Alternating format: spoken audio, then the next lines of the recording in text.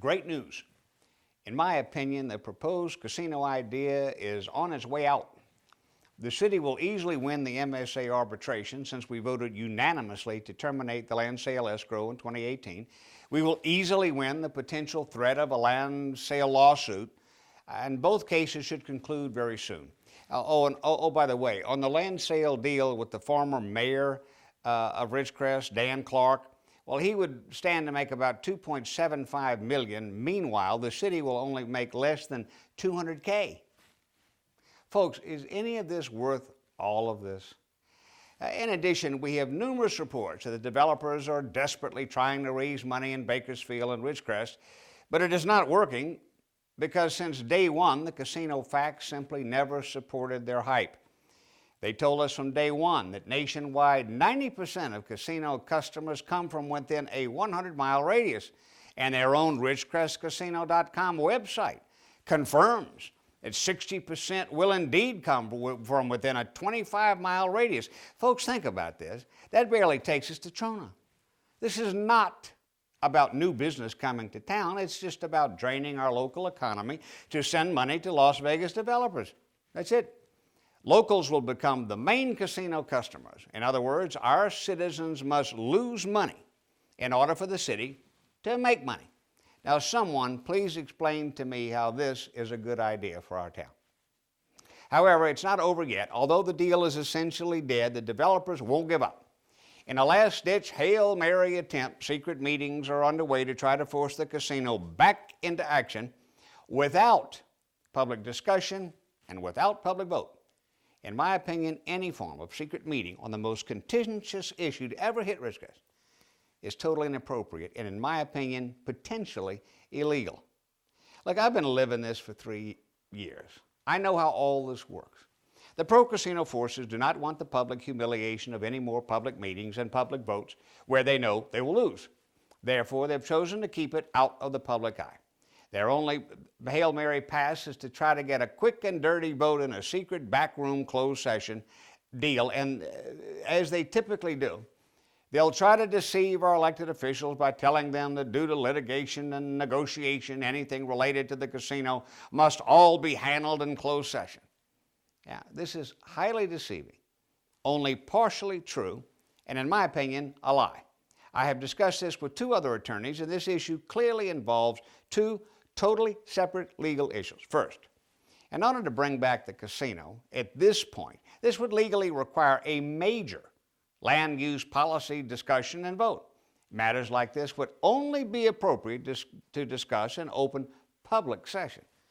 Then, after public discussion and public vote, if the council indeed voted to bring the casino back, then and only then would a closed session follow-up be needed to discuss and negotiate the detail.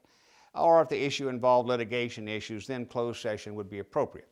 But any attempt to deceptively try to combine these 2 discussions, thereby bringing back the casino behind closed doors, would be a travesty of justice against the majority of the voters of Ridgecrest.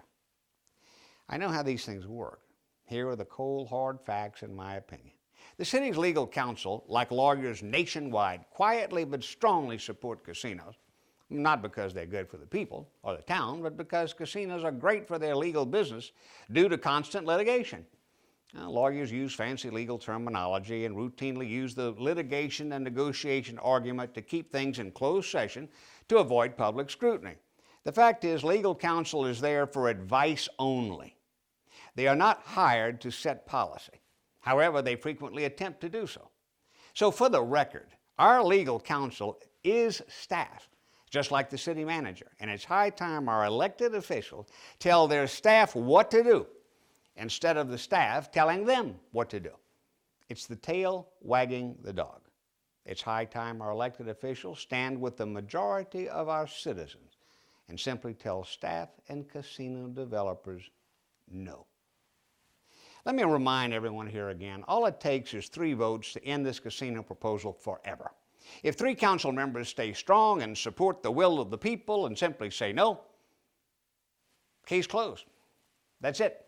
However, if just 1 councilman changes their position due to undue influence, then that 1 swing vote can completely overturn the will of the people.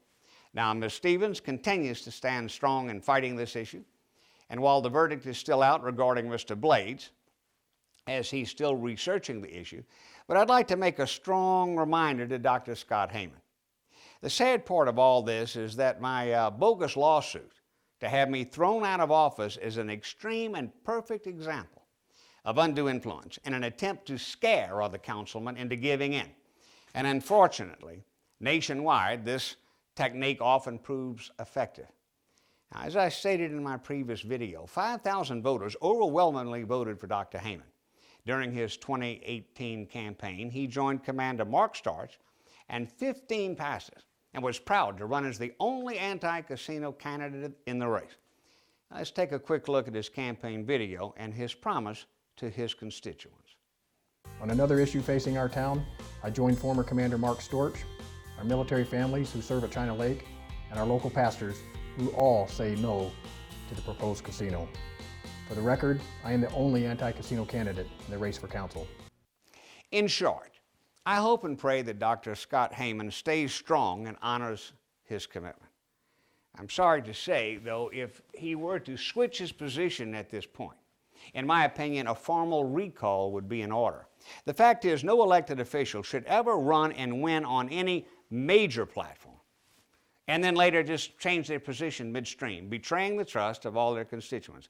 So I pray Mr. Heyman will stay the course and not fall prey to undue influence, and I pray that Mr. Kyle Blades will end up voting no as well after he has conducted his own thorough research. And by the way, I've congratulated Kyle. He's a veteran. He fought in Afghanistan. He has an engineering background. He works on base.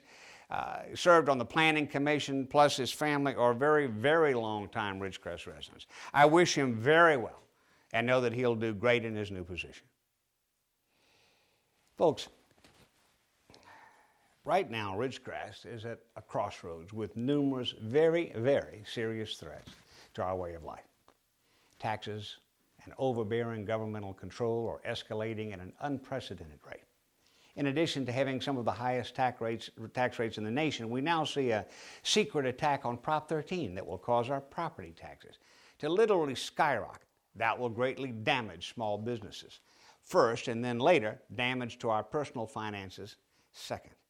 Next, our water bills are about to skyrocket due to undue Sacramento citizen control and heinous legal and engineering costs due to our local GSA fiscal fiasco. We now have to live with a preposterous 55-gallon per day limit. It's unsustainable. Oh, and while Mr. Scott O'Neill and the EDC strive for a new vision for Ridgecrest, our city staff seem to be moving in another direction.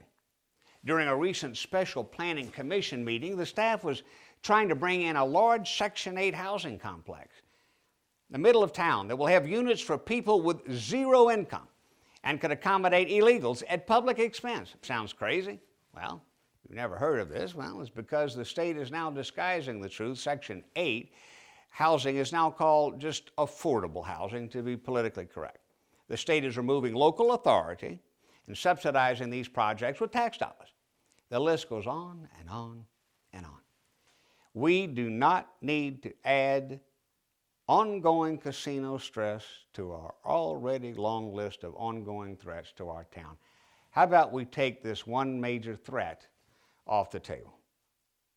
In closing, please immediately call and write your council members and insist that, one, no further discussions or votes on the casino should be made until both pending lawsuits are settled. We're about to win them. Why would we do that? And two, bringing back the casino must be a public discussion and a vote, not a secret backroom deal. Folks, it's time we stop the hype and acknowledge the facts.